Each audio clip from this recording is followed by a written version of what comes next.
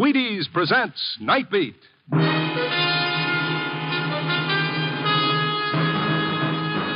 On stage tonight from Hollywood, Night Beat, another in the Wheaties' big parade of exciting half-hour presentations. Night Beat.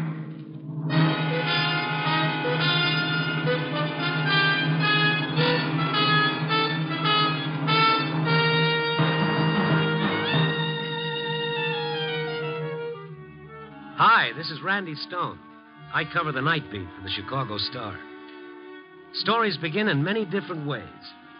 This one began with a strange little man who claimed a most remarkable power. The power to kill with his mind. Night Beat, starring Frank Lovejoy as Randy Stone.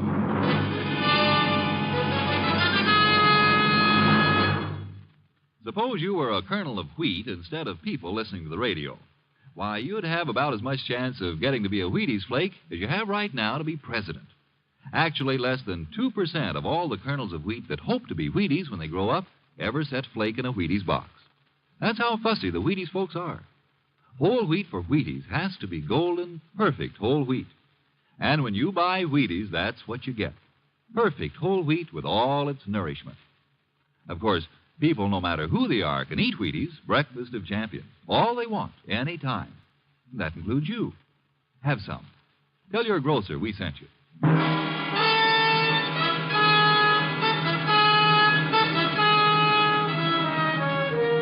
It was one of those lousy moods I had. Spring in the air, 5 o'clock in the afternoon, and nothing ahead of me except another day's work.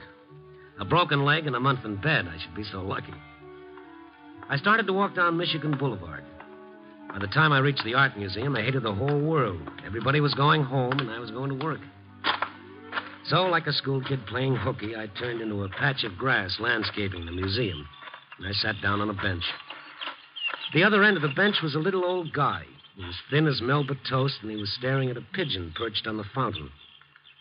I was beginning to feel persecuted, like I was the only one in the whole wide city who had to go to work.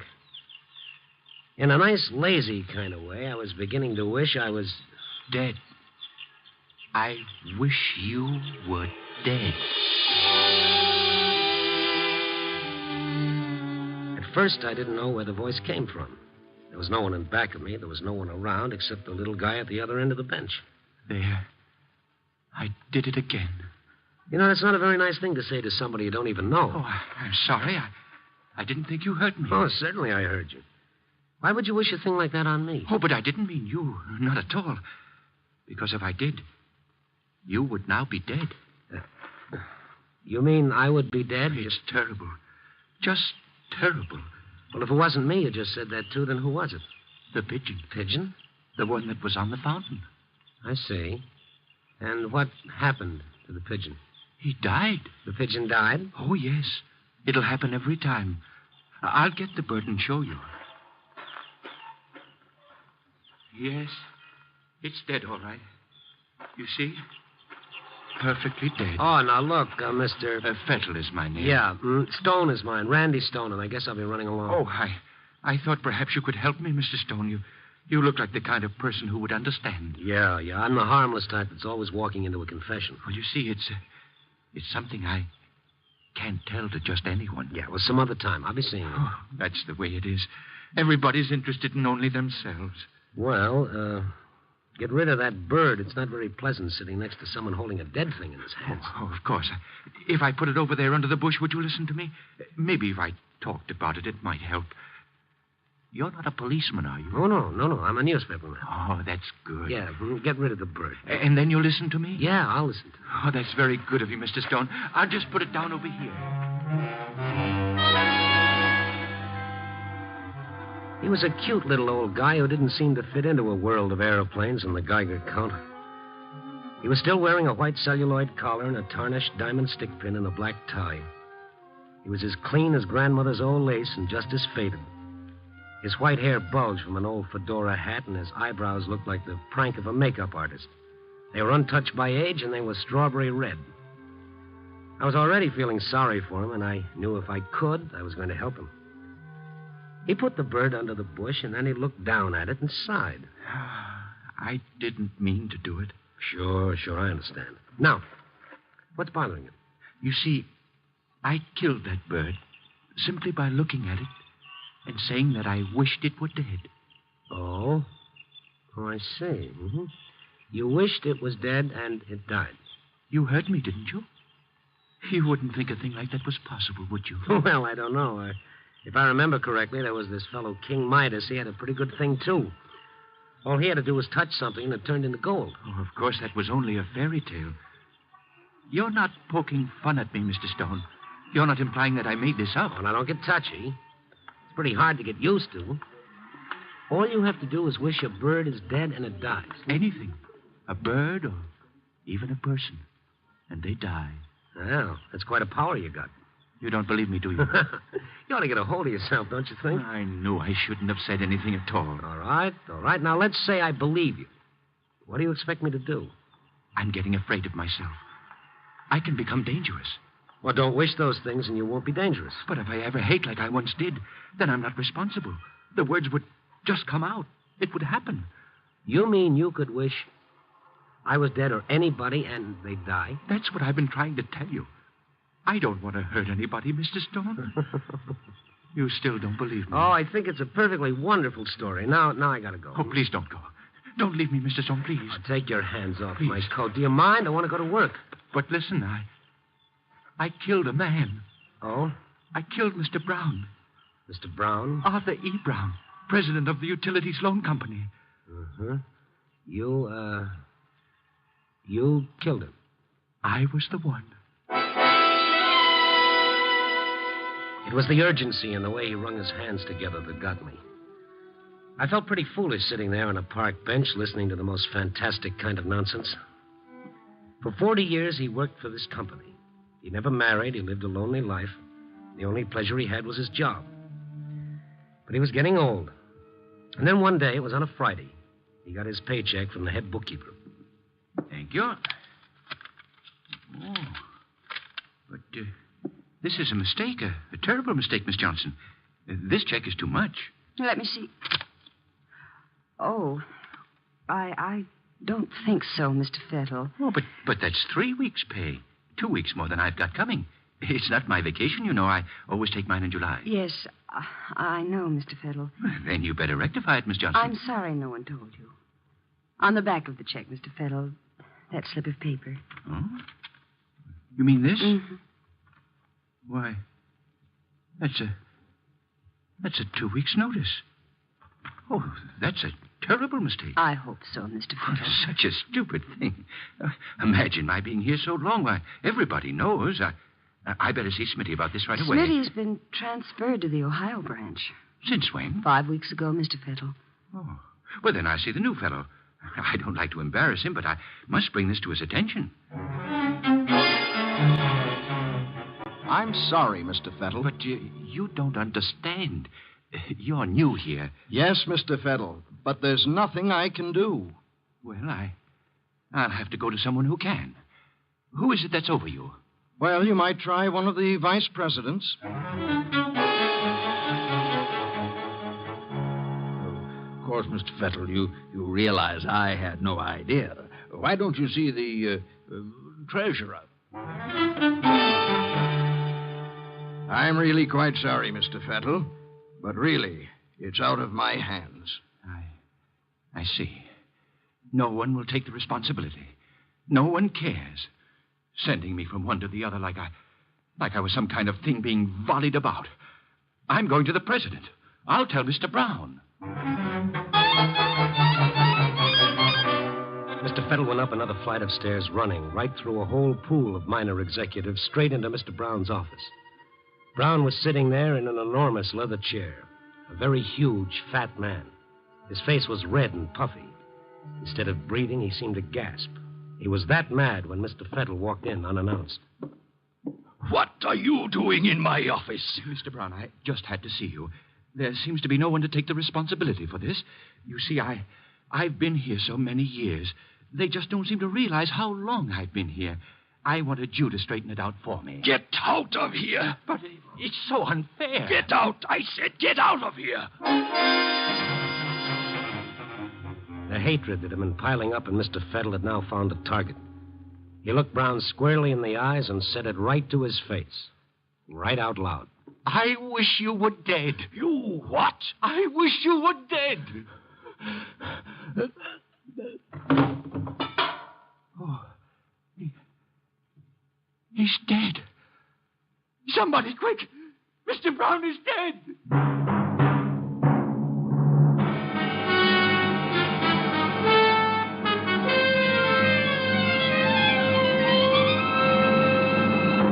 General Mills is bringing you Night Beat, starring Frank Lovejoy as Randy Stone. We know a youngster who asks the kind of questions you have to put the paper down to answer. So the boy wants to know, do the baseball champions really eat Wheaties like it says in the ads? Really? Honest? Well, honest they do. Bill Rizzuto eats Wheaties. Jackie Robinson eats Wheaties. Pee Wee Reese eats Wheaties. Tommy Henrik and Luke Appling and Ellis Kinder eat Wheaties. Honest.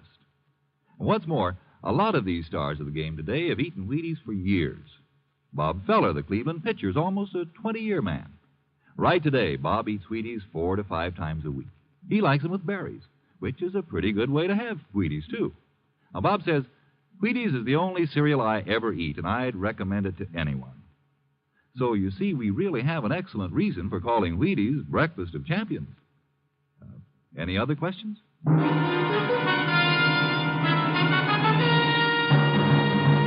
And now, back to Night Beat and Randy Stone. Sure, we've all thought about the idea at some time or other in our lives. And we could look at another person and wish he were dead, and bingo, it would happen. But then we all grew up, and we forgot about it. But here was this little old guy, Mr. Fettle, who not only believed this phenomenon about himself, but was determined to prove it to me. That's what I get for stopping on a park bench when I should have been on my way to the paper. So you see, Mr. Stone, that's how it all started that day in the office. Well, don't worry about it, Mr. Fettle. Coincidence. Oh, I wish you were right. But what about the flies? I'll bite. What about them? I'd hold them in my hand and say it. And then they'd stop buzzing and keep real still. Dead. Oh, you're taking yourself too seriously. Stop squeezing flies to death and stop telling yourself you're Superman. But what about the bird? It was perched on the fountain. I wasn't even near him. And I looked at him, and I said it. And then, just like that, it fell to the ground. Dead. Mm-hmm. First it's Mr. Brown, then it's squeezing the flies, and finally the pigeon. Oh, go on home, Mr. Fettle. Go on home before I begin wishing you were dead. I knew I shouldn't have told you. Now I don't know where to turn. I've got the strangest feeling, a terrible need to test everything. Just to go around wishing things were dead. I'm sorry I took up your time, Mr. Stone. What's that? Hey, Wait a minute, Mr. Fettle. That kid over there. Hey, Jerry, over here. I found it. Uh-huh. See that boy with the BB gun? See him? How's that? If I can prove you didn't kill that bird, will you go home and forget about the whole thing? Those boys they're picking up the bird. They shouldn't do that. Hey, kid. What are you doing with the BB gun? Nothing. You shot that bird, didn't you? It was an accident. Honest, mister. We didn't mean nothing. Come here now. Bring it over here. Run, Jerry, run. He's going to get us in the... Hey, come here. I'm not going to do anything. Come here. Well, they're gone, and they took the bird. But now you know, Mr. Fettle, it wasn't you. The kid did it with the BB gun, okay? You mean they thought they did it? I see. Okay, so you want to believe you did. It makes you feel important, doesn't it? Important? Yeah, it gives you a feeling of power, doesn't it? Oh, no, Mr. Stone. I feel like a murderer. Well, if you feel that way, why don't you turn yourself into the police? I've thought of that. But I'm not a stupid man. They'd either laugh at me or put me in an institution. And I'm not insane, Mr. Stone. Yeah, well, I'd like to help you, but I don't know what I can do to convince you. I can't sleep. I haven't eaten. And I'm in no condition to look for work. Oh, look, Mr. Fettle, we're going to put a stop to this nonsense right now. It's getting late. I got to go to work. Before I go, I'm going to settle this once and for all. Oh, anything you did, I'd appreciate. All right. Now, here I am sitting right next to you, right? Yes. All right. Now I'm standing up. See, I'm healthy. Nothing wrong with me, right? Well, of course. Now look at me. Well, I don't think I understand. Just keep looking at me. Well? All right, go ahead now. Wish that I was dead. Oh, but Mr. Stone, why should I do anything like that to you? You want to be able to go home and get a good night's sleep? You want to be able to eat and start living like a human being again? All right, go ahead. Wish I was dead. I won't do it. I won't. Because you're a liar, aren't you? Don't say that. You're a liar, Mr. Fettle. You're a liar. Keep away from me, please. I don't want anything to happen to you. Anything to hang on to your little fantasy. Anything to sit here in the park and keep someone talking to you. You're lonely, Mr. Fettle, and you're a little bit nutty, if you ask me. Don't make me do it, please, Mr. Stone. Don't get near me that way. Then say it. I said say it. Despite myself, the sweat was beginning to bubble on my forehead. I could feel the back of my shirt getting wet. I could have kicked myself up and down State Street for being sucked into this old man's stupid little nightmare. But there I was, like a Madison Street mooch, insisting that the guy prove it. Not to himself anymore, but to me. Go ahead, Mr. Fettle, say it. Please don't make me, Mr. Stone. He cringed away from me now, and his back was pressing up against a tree, and I kept following him. As I got closer to him, he had no other place to run. And he stood there with a most peculiar expression in his eyes. All right, Mr. Stone. But it's not my fault, understand? I don't want to do it, understand? I understand. Now say it. Please forgive me, Mr. Stone, but you're making me, isn't that right? You're making me say it. Well, say it and get it over with. I wish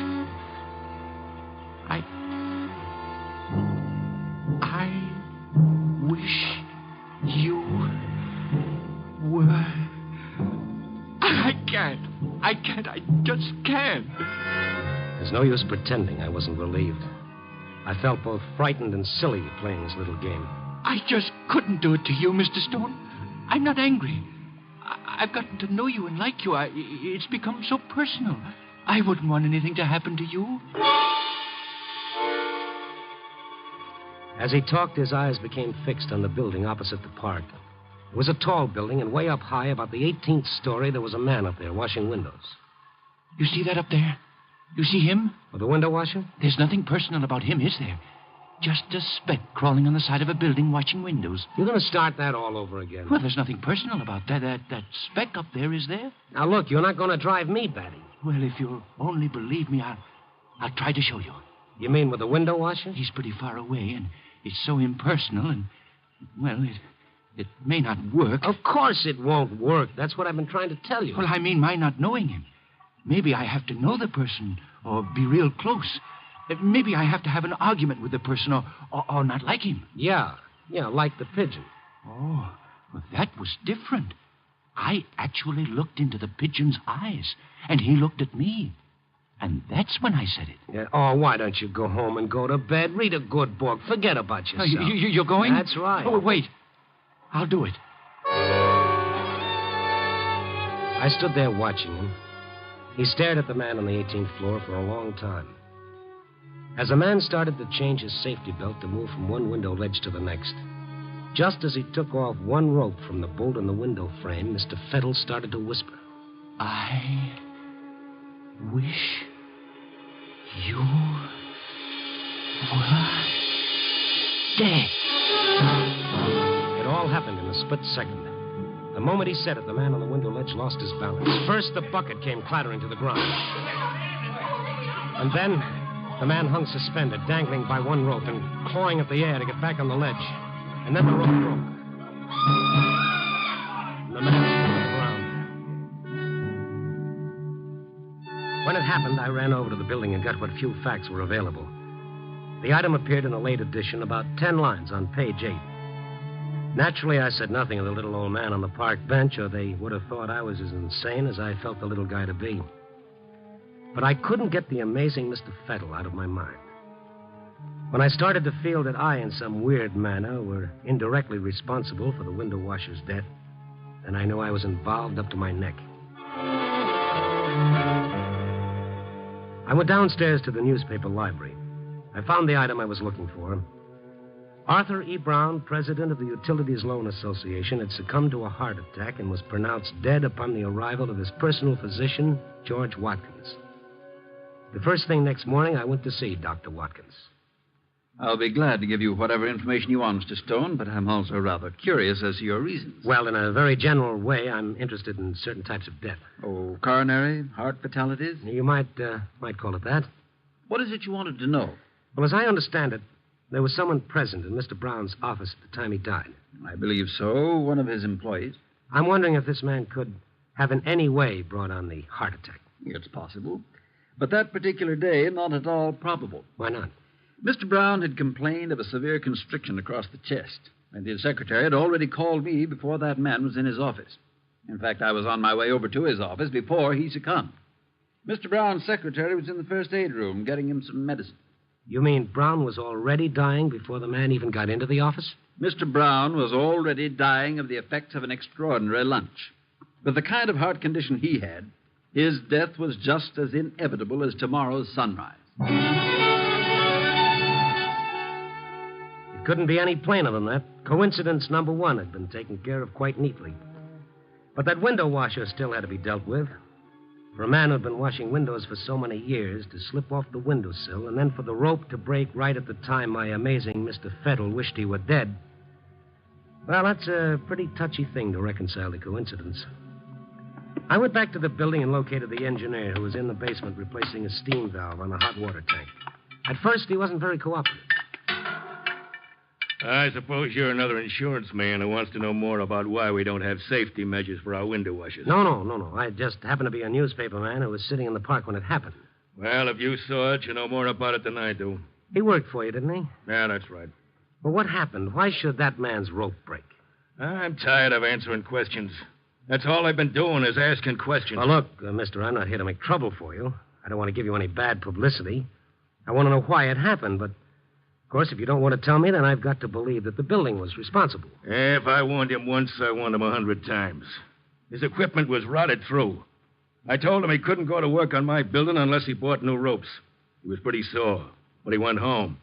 At least I thought he went home. What happened was he got lost in one of the bars on Clark Street, and when he was good and drunk, he came back. Without me knowing it, he went to work. He was drunk, that's what he was. It was nobody's fault but his own.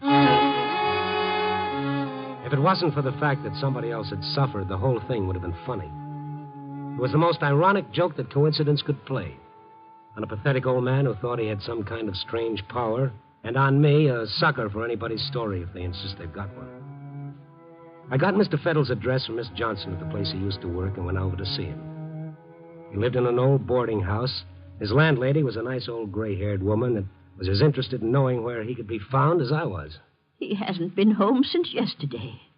And that's not like him. 15 years he's lived here. And he never spent a night away from home. But does he have any relatives or friends that he could have gone to? Not a soul, sir. The loneliest man I ever knew. But the nicest. Why, he just wouldn't hurt a soul. Well, I've got to find him. Oh, but something's wrong, isn't there? No. I've got a pretty important message for him, and it'll make things a lot easier on him when I tell him. I see. Can't you tell me? No, it's rather personal. Here's my number, though. You can reach me at the office. No matter what time he gets in, if you have any regard for him at all, please call me. I certainly will, sir. And nobody has better regard for him than I have. You know, he's been getting awful thin lately. Yes, you'd think a man wouldn't starve himself just because he was out of work. Now, would you, sir? Well, you call me. It'll be a lot different after I talk to him. I went to the office by way of Bughouse Square.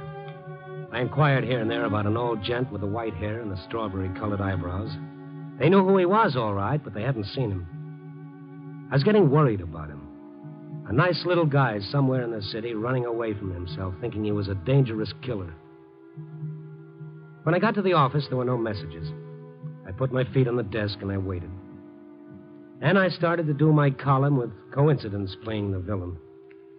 I got halfway through, put my feet back on the desk, and dozed off. 2 o'clock in the morning, the phone rang.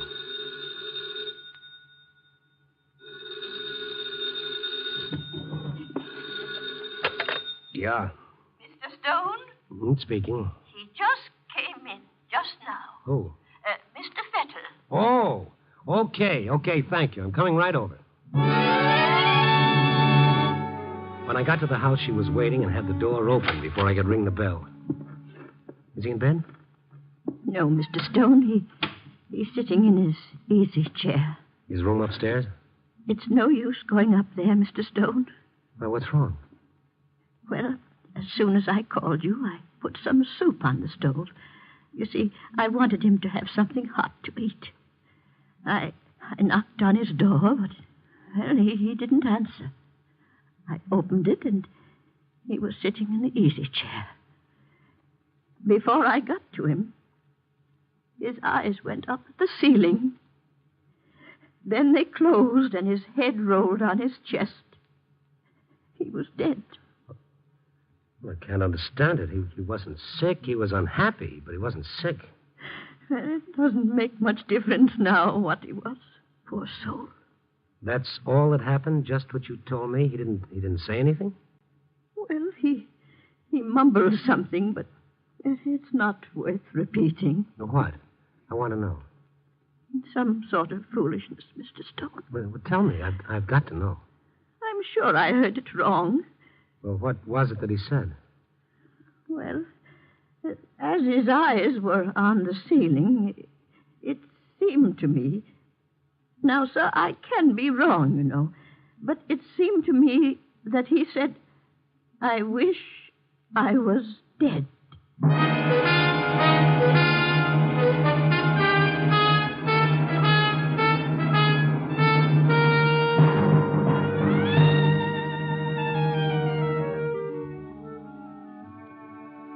Sitting on a park bench in the warm sun doesn't always lead to peace of mind. Not if you happen to be a harmless little guy who draws the ace of spades every time he makes a wish. Of course, we know that everything that happened was just coincidence. We all know things like this don't happen. You know, like the flying saucer. Copy, boy.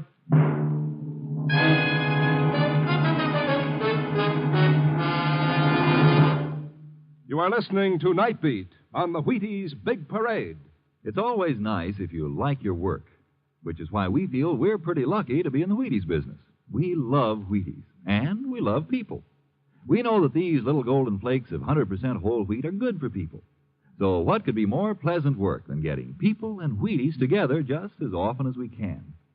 Your grocer knows about Wheaties and people. See him, why don't you?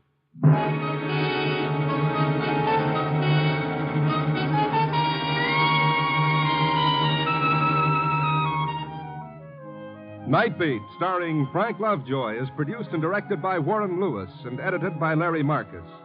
Tonight's story was written by David Peltz, with music by Frank Worth. The part of Mr. Fettle was played by Bill Johnstone. Others in tonight's cast were Joan Banks, Martha Wentworth, Parley Bear, Charles Seal, Stan Farrar, and Jeffrey Silver. Listen next week at this same time and every week as Randy Stone searches through the city for the strange stories waiting for him in the darkness. And this is your Wheaties man, Frank Martin, inviting you to listen also on Wednesday night to Brian Donlevy in Dangerous Assignment on the Wheaties Big Parade. See you then.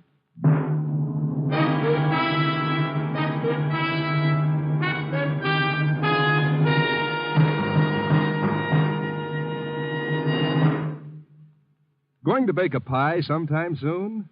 Make it with Crust Quick, the Betty Crocker.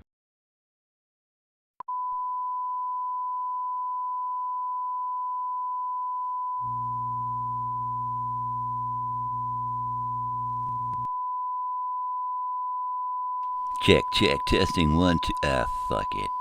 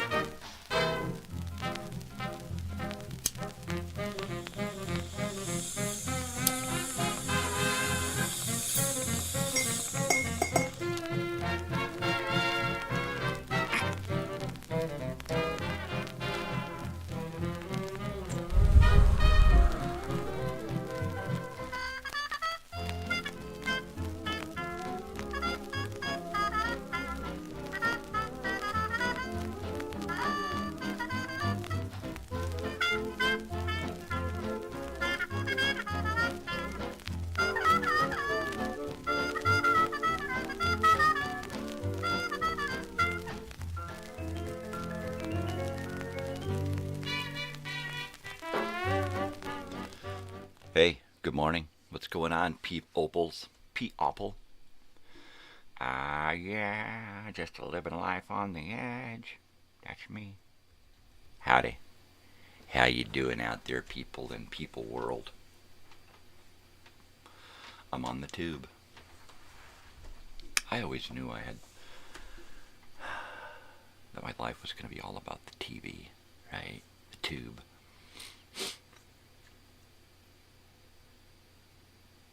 Yeah. So, good morning, everyone. It is 5 a.m. Once again, it is Flashback Friday. Time to talk about old stuff. Young me, whatever. At some point, we might get, some kind of, what do you call it? A caller in. An in-caller. How's that? At some point, we might get a caller. Let me plug my microphone in here for the call. In case. Hey, there it is.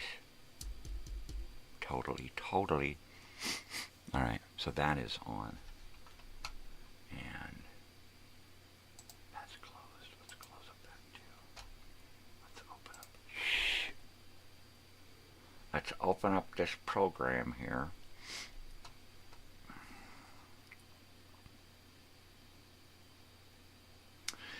And go here. And here. Coffee. Totally, it's time for coffee and bongits. Coffee and bongits. I got messages.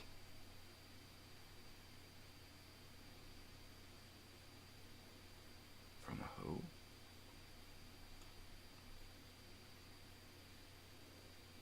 Who?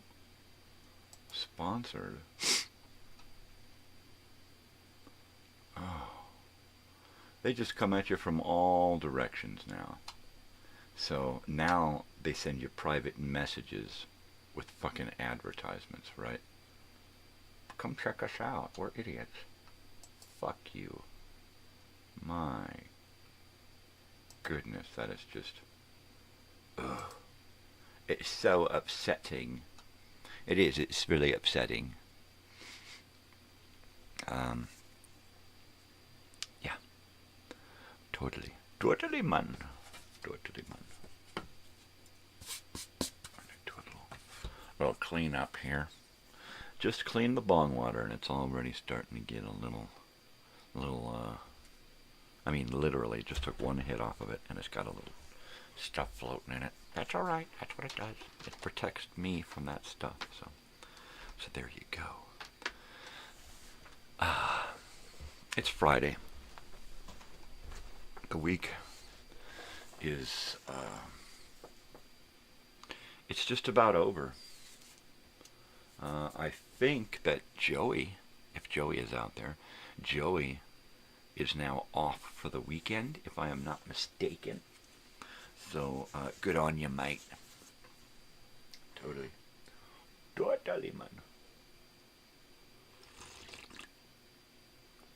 Oh, yeah.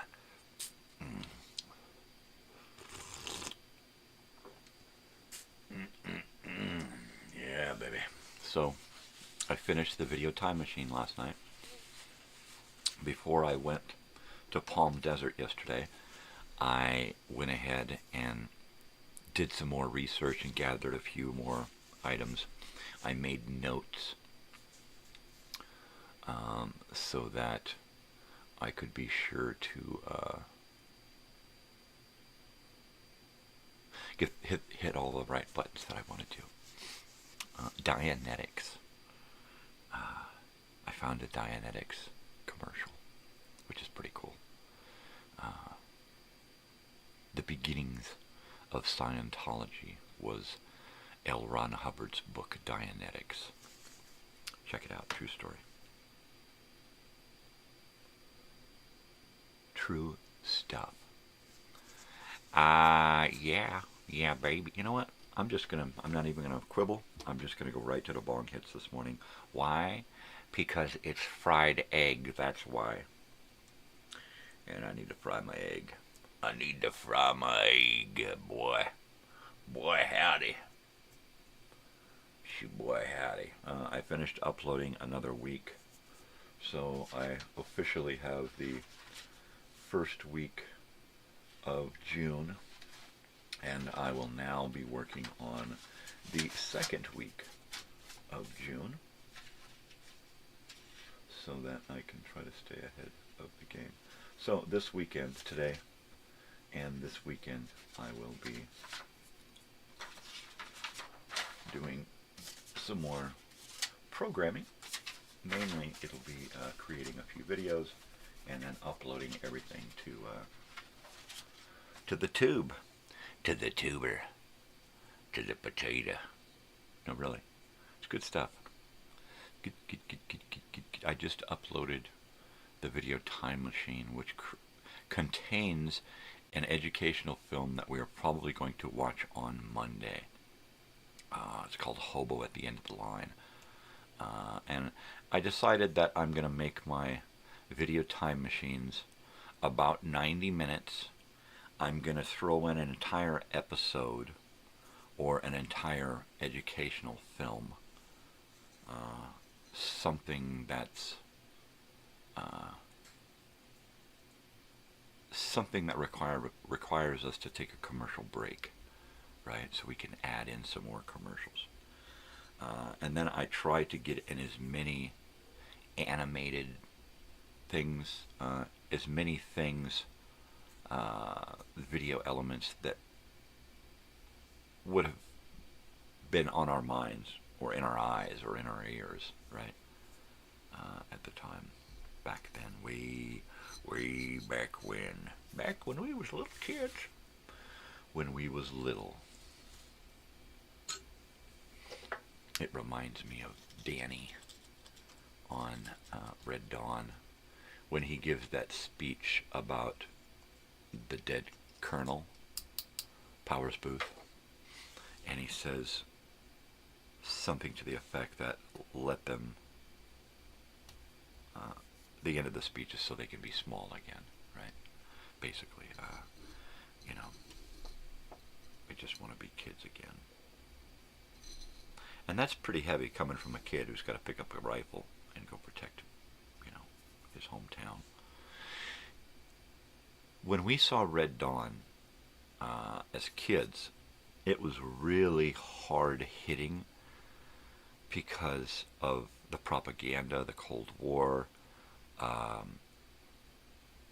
lot of the world, a lot of America was going through early prepper stuff, right? We had gone from those gun ranch communes, right, where people would get together and talk about surviving the end of the world. And you'd see a lot of that stuff on the A-Team and all over television, really. I think there was a great episode of MacGyver where he had to go infiltrate a pot ranch. Yeah, good stuff. Good stuff, man. But early on in the 80s, we all started to concern ourselves with, us kids, with, what if? What if? Some of my friends just gathered weapons. We used to collect weapons. We used to collect items that would be used for living off the land. What do they call that? What do they call that stuff? Survivalist tools, survivalist books, that kind of stuff. Even so far as to get cases of MREs. Back when MREs were a new early thing. They're probably still selling MREs today that were made back then. but we used to get them. We used to use them. We used to take them with us up into the mountains. We had MREs with us in 1987 when we went to Yosemite, which was weird because we hiked all the way up to Bridal Veil Falls, Yosemite, and we opened up MREs, which was weird. Well, my father and my friend's mother were on their way out to Oakland from Yosemite on a drug run. How do you go on a drug run when you don't know anybody? You don't know anything. What, are you just going to drive around neighborhoods and go, hey, where's some pot? Hey, where's some pot? Hey, where's... I mean,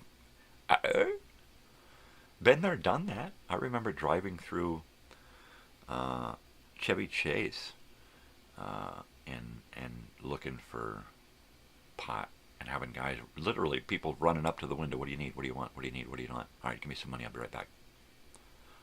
Right? And that's how it worked. And they'd come back with a little, and they'd be like, no, it's all right, I already took some. I already pinched it. Seriously. You want a pinch? No, man, I already took some. I already got mine. That's not how it works, man.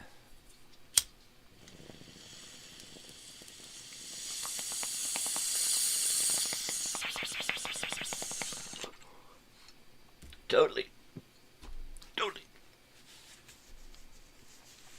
What is this?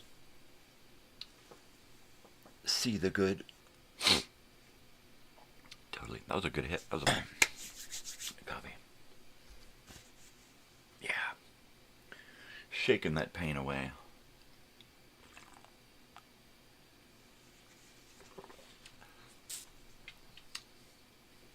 Yeah. It's not good for me to live in a state where I can get pot so easily, right? But then again, if it wasn't for that, I'd be on antidepressants, stomach medication, and, what do you call that?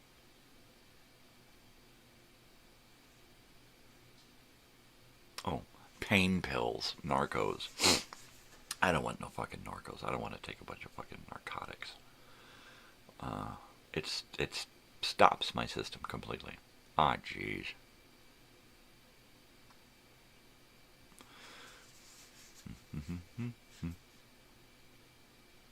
Come on. You can do it. Come on, you can do it. You can do it. Come on back now. Come on back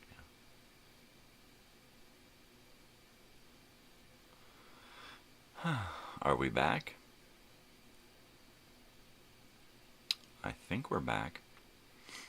We dropped a whole lot of frames there, as you can tell. I'm catching up. I'm catching up. I think I'm catching up. Okay. I think we're live again. I'm going to do this, and then 2, 3, 4, 5, 6, 7, 8, 9, 10, 11, 12, 13, 14, 15, 16, 17, 18, 19. So we're about 20 seconds slow. I'm usually about 30 seconds off from live. So this is pretty good, 20 seconds. The other day I was like, I signed off, looked down, and it was like a couple of seconds later I'm signed off. I was like, whoa, that was really good. That was totally cool. I like that. Anyways, I apologize for the technical... No, I don't. It's not my fault. I didn't do anything. It's not my fault. The stupid internet and the stupid program just decides, oh, I don't want to work right now. Hold on a second. I'll be right back. Yeah. Sorry, my program's got to go take a leak. Damn. Good morning. I'm going to imagine that Joey's not here yet, so he's probably had a hell of a night working. Or he had the night off and he's asleep. Shh. Don't say anything. Don't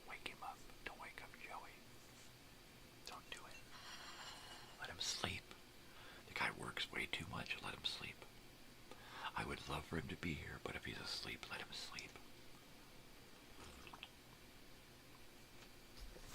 Yeah.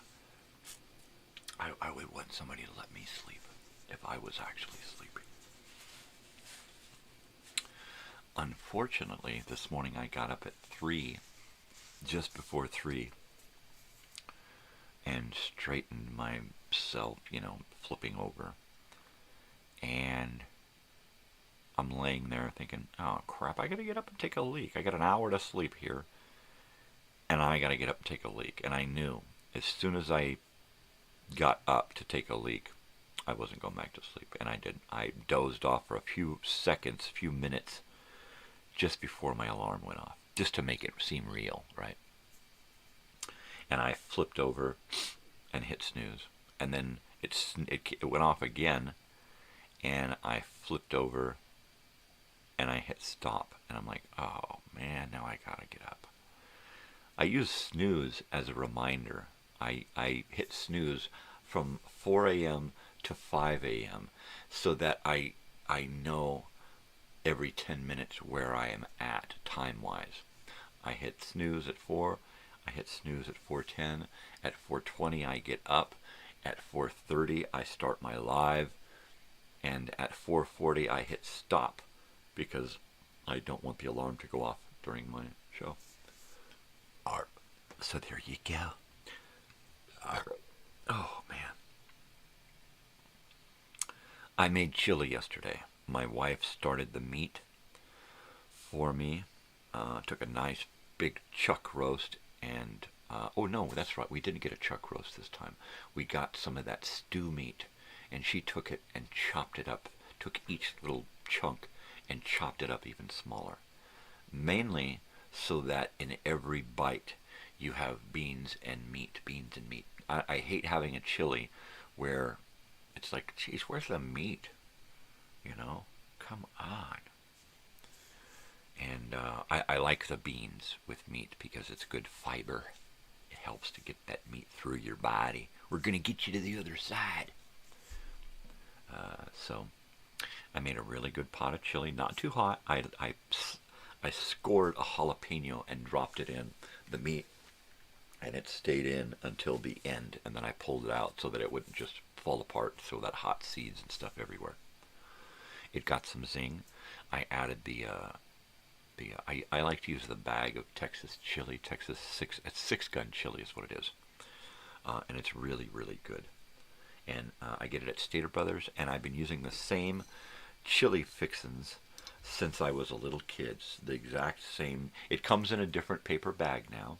It used to come in a little brown paper bag with screen printed writing on it, but now it comes in a really nice plastic, colorful, all cutesy.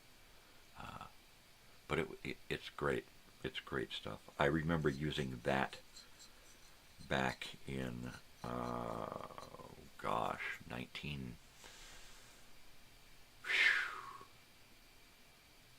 1981, 82, when we were living in Lake Elsinore. We were living at the Elsinore West Marina, and we had a chili party. I don't know why. It was right around the time of the chili cook-off, right? When the chili cook-off was really popular. So chili was like, yeah, let's make a really good pot of chili. And we did. We made a really good pot of turkey chili. It was huge, big crock pot full of turkey chili. Just loaded with everything. It was just phenomenal. That was my first real big chili experience. We also did hollowed out melons with fruit and booze put back into it, right? The first time I'd ever experienced that. Of course, I'm only like 12, 13 years old. So, it made an impression. It certainly did. Yeah, totally. It's Friday. That's crazy. I can't believe this is show 20. And tonight we get to see The Video Time Machine, Episode 9, Season 2. And I've got the idea that I'm going to do about, there's 52 weeks in a year, and I figured I would do about 36 Video Time Machine episodes this year. And just, because this is going to be it. This is my big tour de force here. I'm just going to knock it all out this year. And whatever happens, I'm probably going to be into something else. The YouTube live stuff may continue, but all of the programming is just going to come to kind of a halt, because I will have enough on the channel to discuss, and I will be hard-pressed to find more after another 36 episodes of the Video Time Machine and all of the content. I'm winding down on a few shows again where I'm going to have to find something else to put in their slot. And that's kind of a bummer. I was really bummed when X-1 ended, but then I was excited about doing Dimension X, but that one went real quick. And I've gone through a few episodes, I mean a few seasons, a few, series. A few different shows have just come and gone.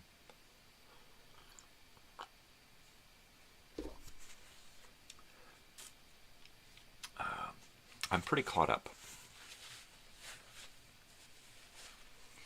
I have some production to do here in the studio today, but I'm pretty caught up. I've got my time machine done. If I get really caught up, I'll do a weekly program guide tonight. But the thing is, I like to do my weekly promo for the morning show and for the movies after I know exactly what's going on.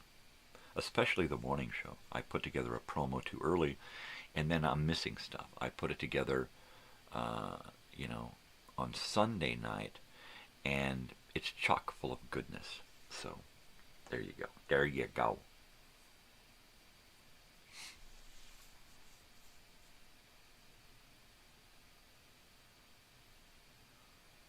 I could do this from the moon, really. There are people that I would miss, physical people, animals and stuff that I would miss. But I don't go out much, so, and I don't like going out.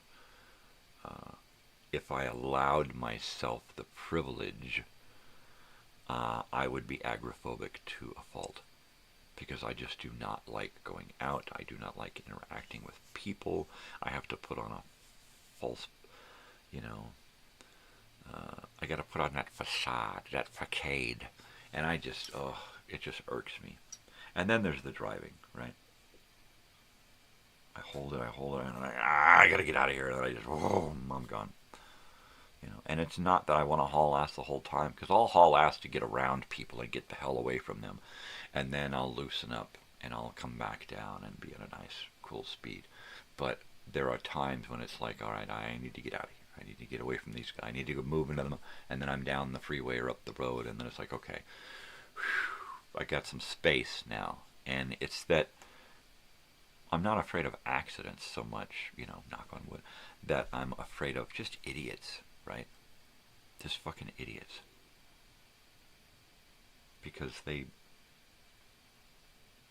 will usually cause me to react emotionally, and I hate that. I hate somebody else controlling my emotions. Yeah, baby. I'm gonna do bong hits and drink coffee today. So, Flashback Friday. I don't think I have anything in my... Let me check my box. My box is way over yonder.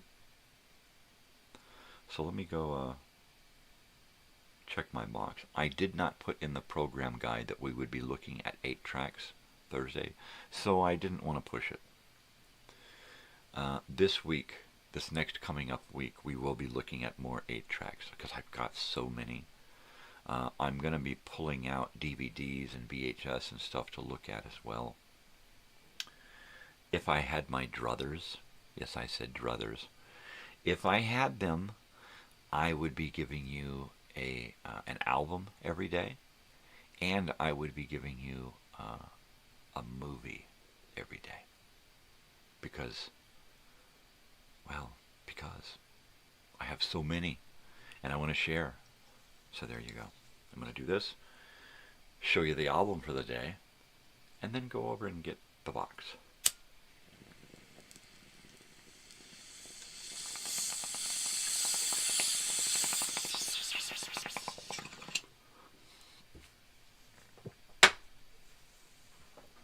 Well,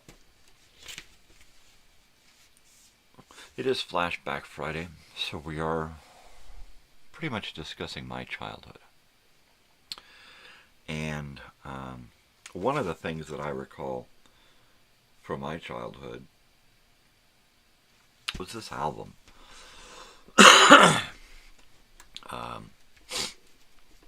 I myself did not and have never seen this as a quote-unquote satanic album, right? I don't even see it as heavy metal. I just see it as some hard fucking rock and roll. But we're looking at Grim Reaper, See You in Hell, right? Just a fantastic, hardcore, raw, in-your-face album. I mean, it just feels so much like you got it right there in a garage. These guys are just kicking it out right there in front of your face. And I love this thing. I love this fucking album. It's got that Molly Hatchet artwork thing going on there. That's pretty cool. All hand-drawn. And then your basic black and white on the back. And it is just, I mean, wow. You got to check it out. If you haven't before, check it out. All right, I'm going to put that here. I'm going to do this. I'm going to go over and I'm going to get my box. I'm going to take this box out of here. This is yesterday's box and it's still over here.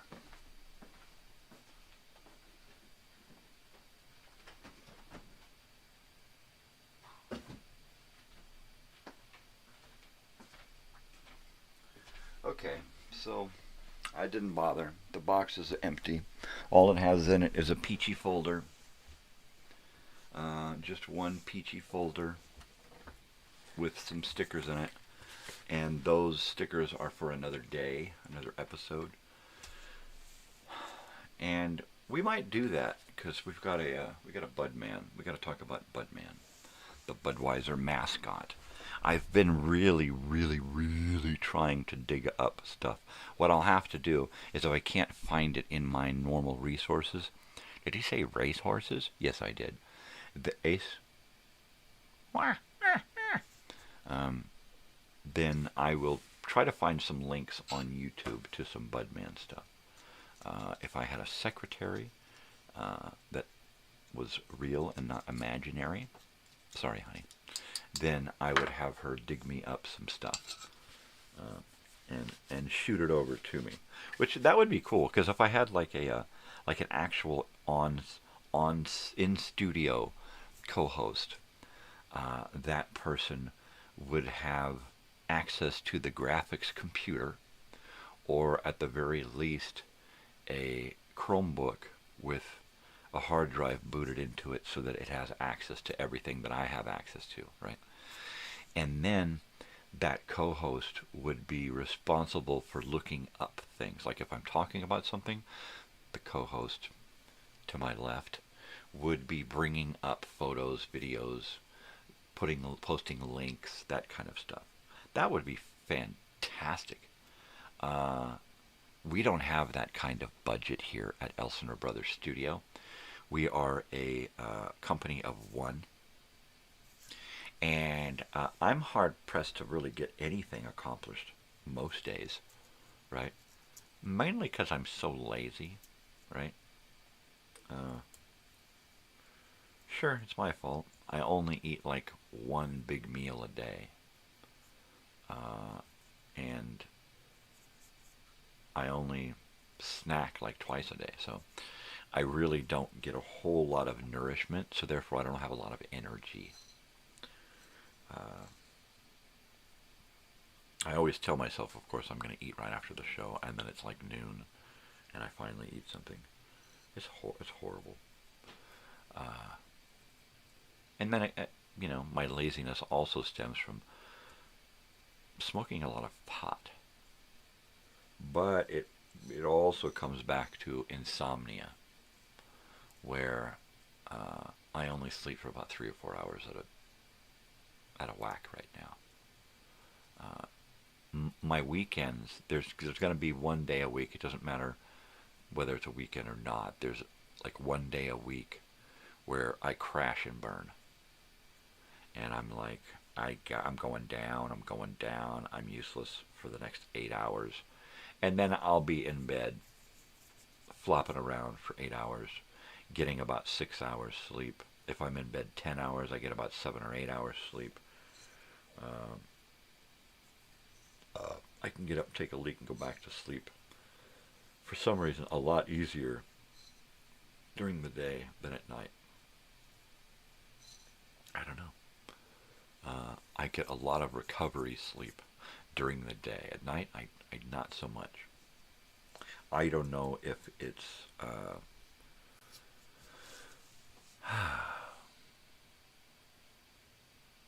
if it's one of those instinctual things where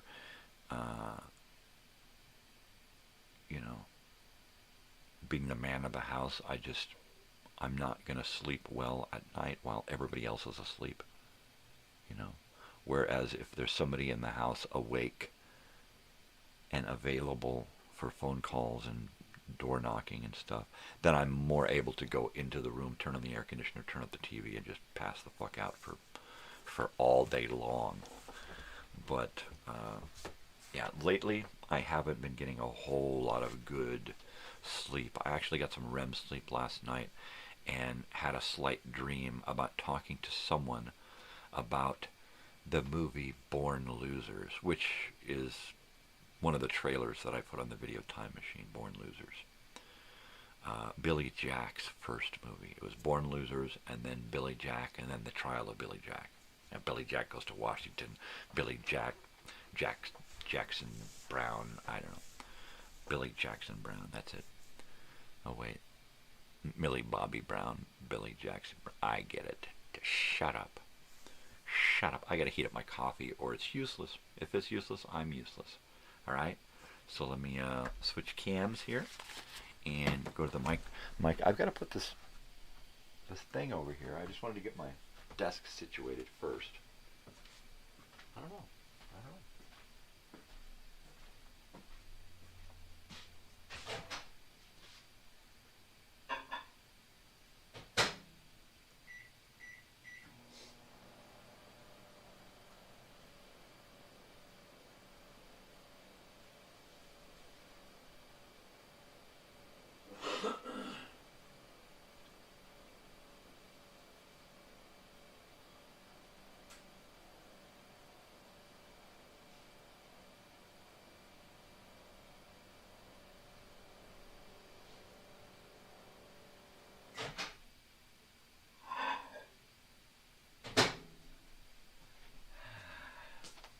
Oh, yeah.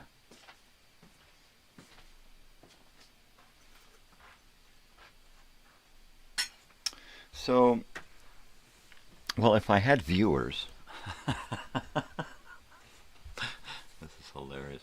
If I had viewers, I would be asking my viewers for suggestions on what to talk about, topics for discussion, which would be great if I had a little interaction, because it's kind of an interactive show, because it's live, and because I could randomly,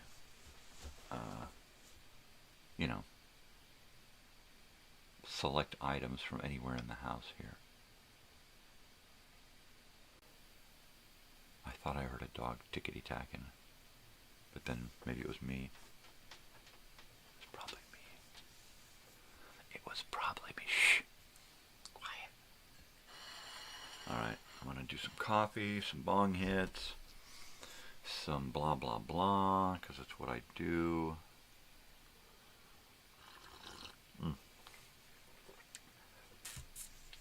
There was one.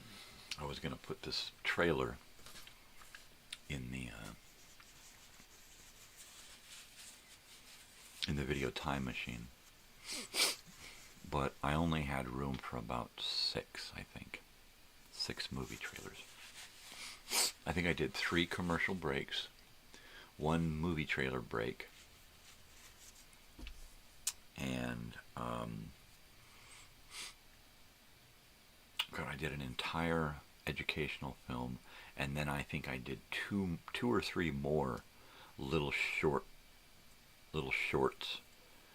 and a Felix the Cat, usual openings and closings stuff. It was actually getting pretty run-of-the-mill, which is why I'm trying to shake it up, adding more foreign commercials and foreign content. Yeah, baby. Yeah, oh yeah, baby. Oh yeah, darling. Good morning, Joey. Gosh, I was just sitting here kind of... Oh, man.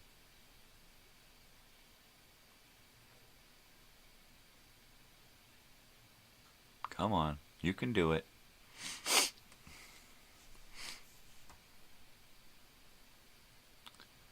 Come on. Boo.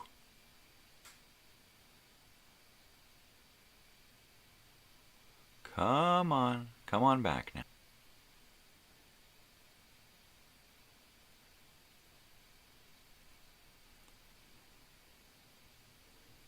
Hey, am I back? Am I back? Am I back? No, I'm not back. Damn it. This is very upsetting. This is very, very upsetting. Technical difficulties. Technical difficulties. Oh, it's got a set of bars now.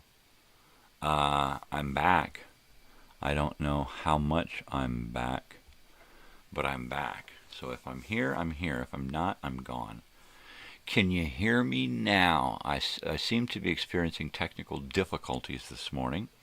I do apologize. It's been this is the second time that this has happened. I'm back. So if you can hear me, give me a shout. Say what's up. Yeah. Things are getting a little weird here technically this morning.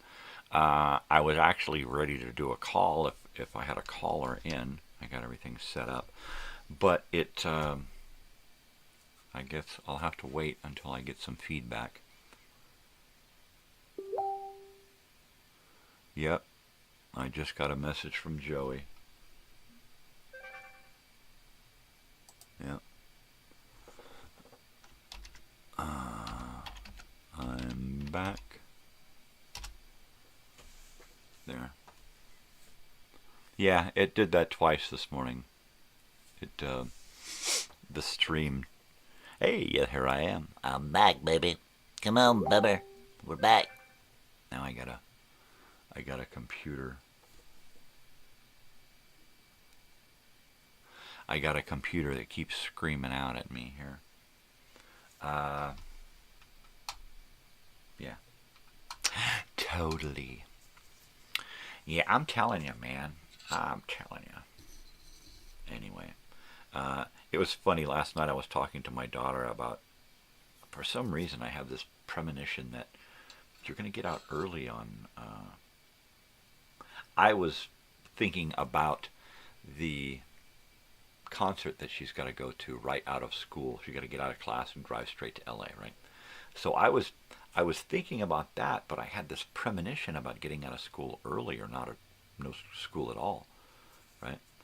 And she said, no, it can't happen on that day because she's got a presentation to do, so she has to be there, yada, yada. So it's not going to be a day that's going to be canceled. And then I dropped her off and went and got my Taco Bell and went to the park and sat in the park and ate. And then it dawned on me. Oh, it wasn't in 2 weeks, right? It was today. And I thought, all right, I can't take a nap today because she's going to get out of class early. And lo and behold, she got out of class an hour early. I swear to God. And she says, I got out early today. And I said, I knew it. And she said, yeah, it looks like your premonition was just about today. And so, of course, she said, yeah, but you were 2 weeks off. I said, well, I'm not always right. I said, I predict the end of the world will happen. I might be an eon or two off. But someday,